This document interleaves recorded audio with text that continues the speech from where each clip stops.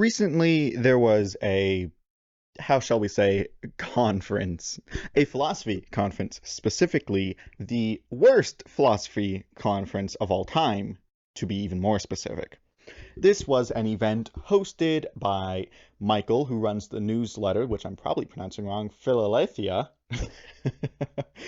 As you will come to learn, pronunciation does not matter right now. And it was hosted in part on the new Substack philosophy community Discord server run by Tower of Babel. So, from the start, we have a bunch of incredibly niche, not necessarily popular individuals who are trying to make the worst, yet somewhat coherent philosophy papers.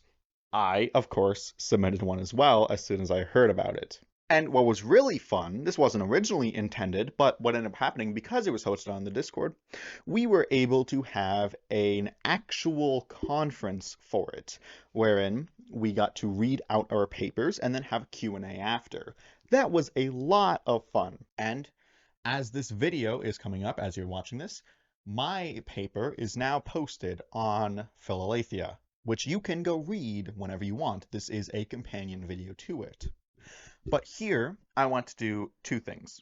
Firstly, I am going to show you the original reading and the Q&A in all of its... I don't know. I haven't even watched the video. It was recorded.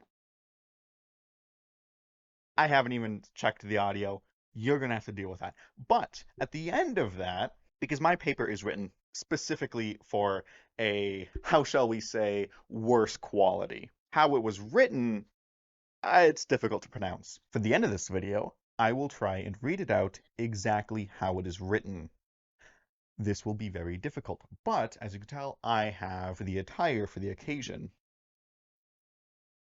Yes, this is an official NASCAR Viagra cap.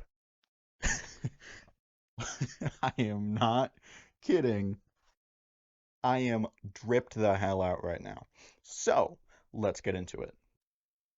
The Antecedent and the Consequent-ialism, the right to entertainment. Introductory fluff. Many ethical philosophers, but not one. Let's see what one has to say. There is a YouTube link. It is very important that you guys click the YouTube link after the conference. Bad things will happen if you do it during. Back to the paper. Many ethical philosophers have long struggled with preserving consequentialism and its most primary form, utilitarianism, from attacks across theory space. Footnote 13.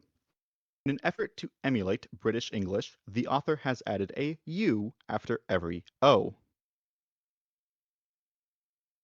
While they have made significant headway, note 3, speculation, as the author has not read any consequentialist thinker,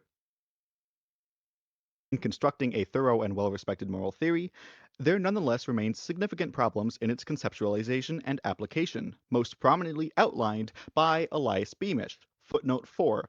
Article 8, Paragraph 2, Section 8 of the Universal Declaration of Human Rights outlines blatantly false self-promotion as a legally protected activity. Footnote 5. Speculation, as the author has not read the UDHR. And other, lesser-known, but still moderately important figures such as J.E. Moore and Immanuel Kant. Yachts are a human right. A bold new version of this moral theory has been developed over the past years. Though it is consequentialist in nature, it is poetically bestowed the name of a right to entertainment. Replacing tired and cliché themes of happiness and suffering, the RE seeks to revitalize viewership by putting forth entertainment as the primary method of determining good. The justifications for this move are so apparent that I will not waste my word count explaining them. Footnote 7. For a detailed deconstruction and proof, see footnote 7. Okay, let's see footnote 7. For a detailed deconstruction and proof, see footnote 7. Okay, let's see footnote 7. For a detailed deconstruction and proof, see footnote 7. The main advantage it boasts is that it is far easier to measure and directly observe, making moral calculus reducible to moral algebra. Some theorists, and this is footnote 8, click the link after the conference, hope to one day pass out rocket math sheets to determine all oral answers. If someone is actively in a state of being entertained, that is, they are experiencing entertainment, or, in other words, having entertainment be put upon them, which is to say, the individual's mental state is exhibiting a series of collective outputs resembling a phenomenon we have dubbed being entertained, which largely includes the pleasure, reward, emotional, and creative circuits within the brain, as it were, this is good. It is significantly more encompassing than other utils, and thus forms a more robust explanatory method and theoretical defense. Conversely, if one is in a state of being bored, that is, they are experiencing boredom, or in other words, having boredom be put upon them, which is to say, the individual's mental state is exhibiting a series of collective outputs resembling a phenomenon which we have dubbed being bored, which largely excludes the pleasure, reward, emotional, and creative circuits within the brain, as it were. This is bad. A stunning framework this util creates is something that rarely is attuned to consequentialism, and rarer still the favorite child utilitarianism, often seen as necessarily rejected by its basic axioms. Strong agent-centered ethics. Specifically, entertainment is of such a high importance that an individual is justified in all courses of action which maximizes their own entertainment, even to the exclusion of the entertainment of others. I, as a 6'2" man who spends my free time reading feminist literature, may take the front row seat at the venue if it increases my own entertainment index, even though it may decrease that index for two others. They, in turn, would be justified from their perspective to steal my seat when I got up to read more feminist literature. I'm gonna take a break real quick. I have to drink water.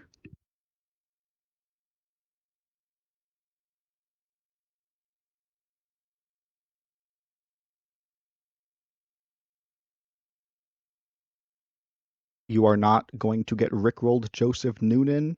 I promise you, you would rather get rickrolled. Now, response to objections.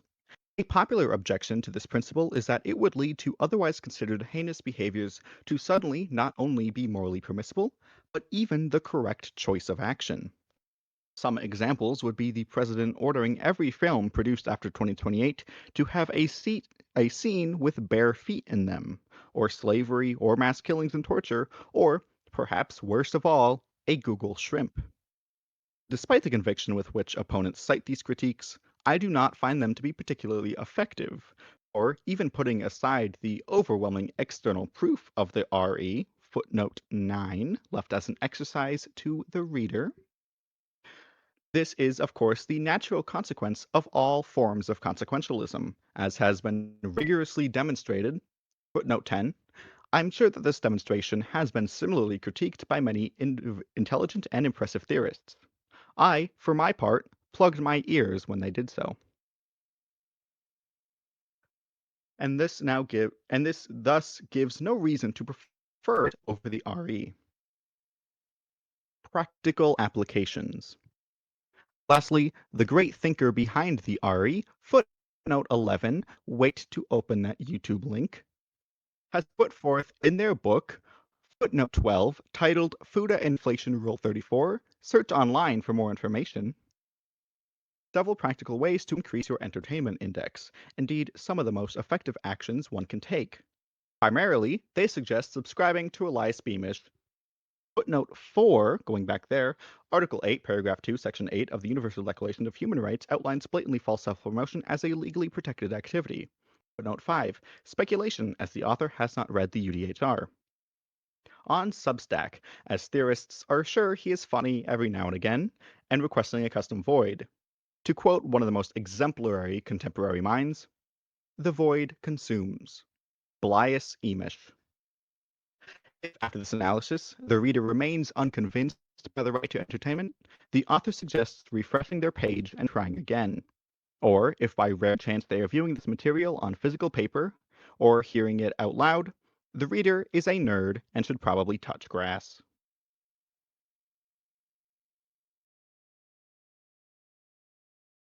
There is no way I'm going to be able to read this just off memory. So I have it pulled up on my phone here.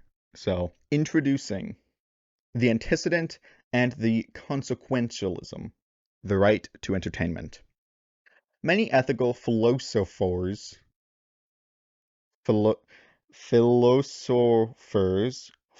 1, which reads, oh, that's a YouTube link. That's going in the description. Click on it when you're ready.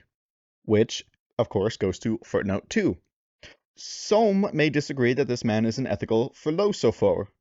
I may find counsel among them, and prefer the term ethical revolutionary. I'm very bad at being British, if you can't tell. Have long struggled with preserving consequentialism and its most primary fourm, utilitarianism. Fourm attacks across theory space. Footnote 13. In an effort to emulate British English, the author has added a U after every O. That's oh my god. What have I gotten myself into here? While they have made significant headway, footnote 3, speculation, as the author has not read any consequentialist thinker, in constructing a thorough and well-respected moral theory, there nonetheless remain significant problems in its conceptualization and application, most prominently outlined by Elias Beamish. Footnote 4. Article 8, Paragraph 2, Section 8 of the Universal Declaration of Human Rights outlines blatantly false self-promotion as a legally protected activity. Footnote 5. Speculation, as the author has not read the UDHR.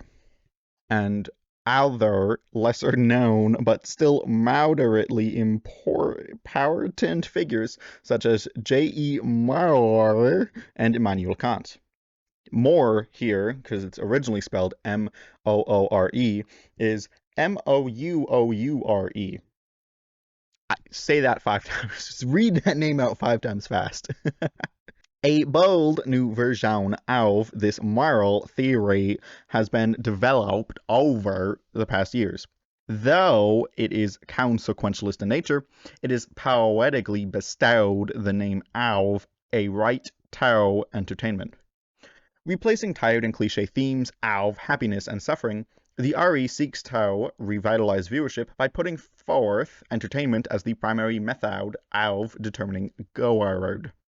Again, good is G-O-U-O-U-D.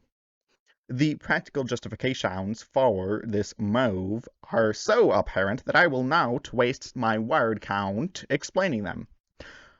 Footnote 7.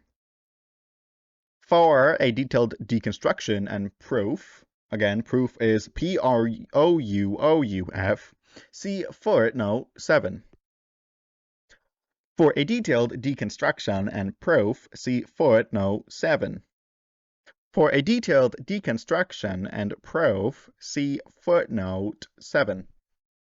For a detailed deconstruction and proof. The main advantage it boasts is that it is far easier to manage and directly observe, making moral calculus reducible to moral algebra. Some theorists, footnote 8, again, a YouTube link in the description. Look when you're ready. After this video, after you finish watching, I see you clicking away. To help to one day pass out rocket math sheets to determine all moral answers.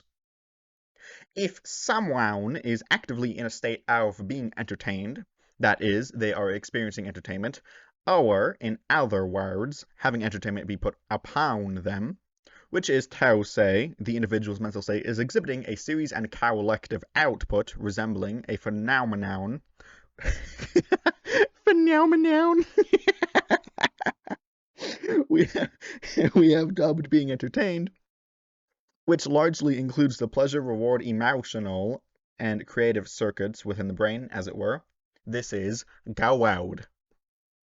It is significantly more encompassing than other utils, and thus forms a more robust explanatory method and theoretical defense. Conversely, if one is in a state of being bored, that is, they are experiencing boredom, or, in other words, having borrowed down be put upon them, which is to say, the individual's mental state is exhibiting a series and collective output resembling a phenomenon we have dubbed being borrowed, which largely excludes the pleasure-reward emotional and creative circuits within the brain, as it were. This is bad. A stunning framework this util creates is something that rarely is attuned to consequentialism, and rarer still the favorite child utilitarianism, often seen as necessarily rejected by its basic axioms. Strong agent-centered ethics. Specifically, entertainment is of such a high importance that an individual is justified in all courses of action which maximizes their own entertainment, even to the exclusion of the entertainment of others. I, as a 6'2" man who spends my free time reading feminist literature,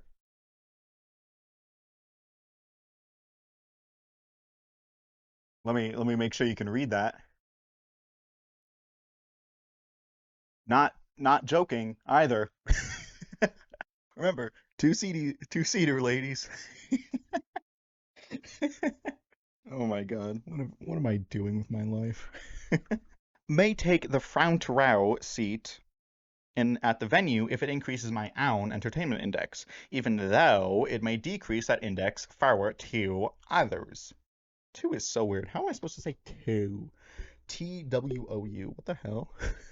They, in turn, would be justified from their perspective to steal my seat when I get up to read more feminist literature. Let's see. Let's see what I have to say. I spoke of this limitation as a principal source of maternal militarism. The parochialism of maternal practice can become the racialization that fuels organized violence.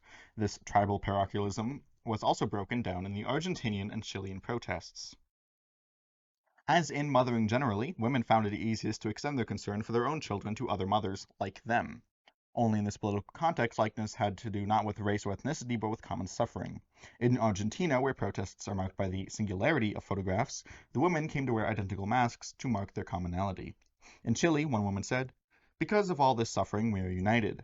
I do not ask for justice for my child alone, or the other women just for their children. We are asking for justice for all. All of us are equal. If we find one disappeared one, I will rejoice as much as if they had found mine."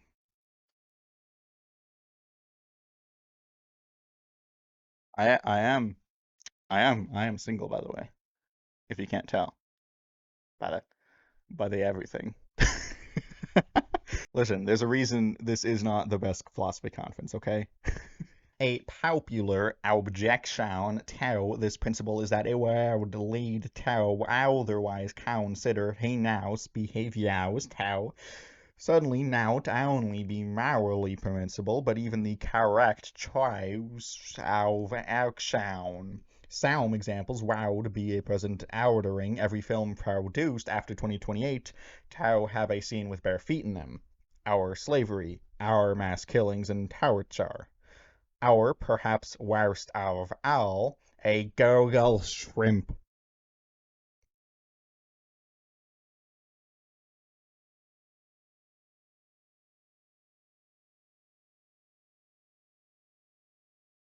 I think a Google shrimp would be really bad. Despite the conviction with which opponents cite these critiques, I do not find them to be particularly effective. For, even putting aside the overwhelming external proof of the RE, footnote 9, left as an exercise to the reader, though, if we want to get into some Plato dialectics here, we can always prove it the old-fashioned way. This is, of course, the natural consequence of all forms of consequentialism, as has been rigorously demonstrated. Footnote 10. I am sure that this demonstration has been similarly critiqued by many intelligent and impressive theorists. I, for my part, plugged my ears when they did so, and thus gives now reason to prefer it over the RE. Lastly, the great thinker behind the RE, footnote 11, another YouTube link. Yes, the channel I am linking this to. This is the guy who came up with the RE. It's the best theory ever. Go watch his channel. He'd yell at me if I didn't plug him, but 3 of his videos in the comments. I don't know. He doesn't really do anything. He is on Substack now, though. I don't recommend it. His only activity so far has been to make a post asking where the alphas are and to call vests gay. So make of that what you will. Has put forth in their that's not even an O. I'm just doing it now. Has put forth in their Baroque footnote 12 titled Fuda Inflation Rule 34. Search online for more information. Do it right now. Look it up. Look it up on your parents' computer right now. Food inflation rule 34. Do it. Do it. Do it. Do it. Don't actually do that. I don't recommend that.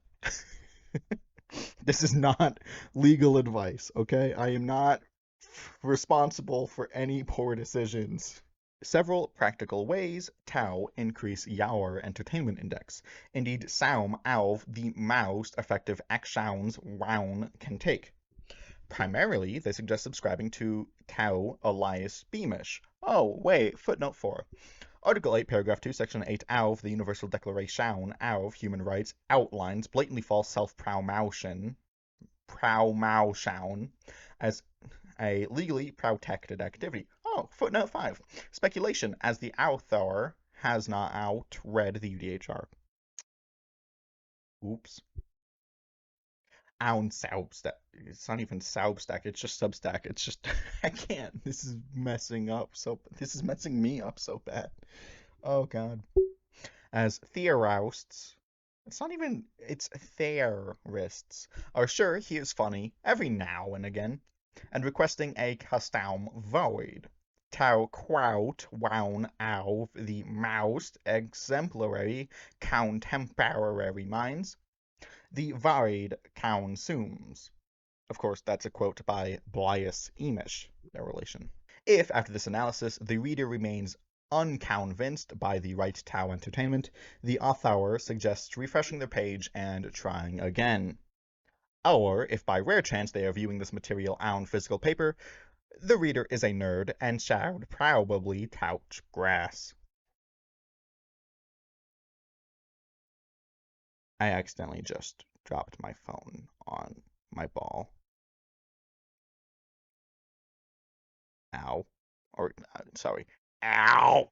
So yeah, with that said, and another proof is in order here. Oh yeah. With that said, and that proven, and that read out loud for the first time, and hopefully the last time ever, this has been the right Tau entertainment. I gotta go read more feminist literature. Actually, I'm in the middle of reading a fairly boring book about like proper debate techniques, like school level, college level, like academic debate techniques. And I'm gonna be honest, that's so much more that's so much more pretentious on my part. That's worse. That's actually worse. Oh god. But yeah, ladies, don't forget, and goodbye.